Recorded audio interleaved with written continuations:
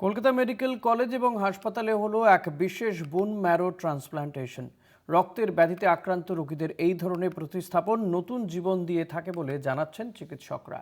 4 বছরের এই খুদের 11 মাস বয়সে থ্যালাসেমিয়া ধরা পড়ে। Institution of haematology and transfusion মেডিসিনে অস্থিমজ্জা প্রতিস্থাপনের পর এক সুস্থ জীবনের দিকে এগোচ্ছে এই খুদে। 8 মাস ধরে এই সরকারি হাসপাতালে ভর্তি থেকে চিকিৎসা হয় তার।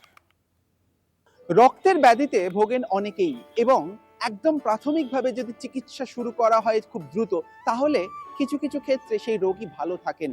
ছোটদের ক্ষেত্রে অনেক সময় বোন ম্যারো ট্রান্সপ্লান্টের প্রয়োজনীয়তা হয়, এবং কলকাতা মেডিকেল কলেজে সেরকমভাবেই হেমাটোলজি যে বিভাগ রয়েছে, সেই হেমাটোলজি বিভাগে এক বিশেষ ধরনের বোন ম্যারো ট্রান্সপ্লান্ট করা হয় এক ছোট্ট 4 বছরের খুদের। আমরা মেডিকেল কলেজে এই প্রথম হ্যাপ্লো ট্রান্সপ্লান্ট থ্যালাসেমিয়ার ক্ষেত্রে সুচারুভাবে সম্পন্ন করতে পেরেছি।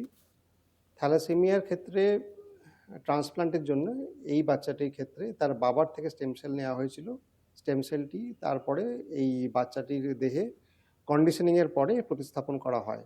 থ্যালাসেমিয়া রোগীদের বেশিরভাগ ক্ষেত্রেই ভাই বোন থাকে না, বা থাকলে হয়তো ম্যাচ হলো না, তাহলে কি হবে? তারা কি শুধু এরকম ভাবেই সাফার করে যাবে? সেই ক্ষেত্রে একটা উপায় হলো যে বাবা মায়ের থেকে স্টেম সেলটা নিয়ে থ্যালাসেমিয়া রোগীর শরীরে দেওয়া, যেটা আমরা এই বাচ্চাটির ক্ষেত্রে করেছি, বাবার থেকে নিয়ে দেওয়া।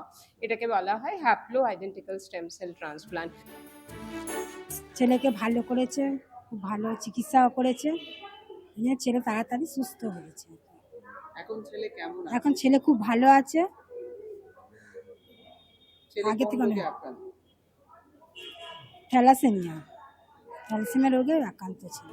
এই ছোট্ট শিশুর জীবন যুদ্ধে এই প্রতিস্থাপন এক গুরুত্বপূর্ণ পদক্ষেপ।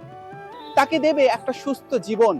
তার রক্তের চাহিদা, অর্থাৎ আমরা জানি রক্তের ব্যাধিতে যে রোগীরা আক্রান্ত হয় তাদেরকে বারে বারে রক্ত নিতে হয়, এবং রক্তের চাহিদা কমাবে এই বোন ম্যারো ট্রান্সপ্লান্ট। সে এক নতুন জীবনের দিকে হাঁটতে পারবেন, আর সেরকম ভাবেই মনে করছেন চিকিৎসকেরা। রমিত বন্দ্যোপাধ্যায়ের রিপোর্ট, কলকাতা টিভি।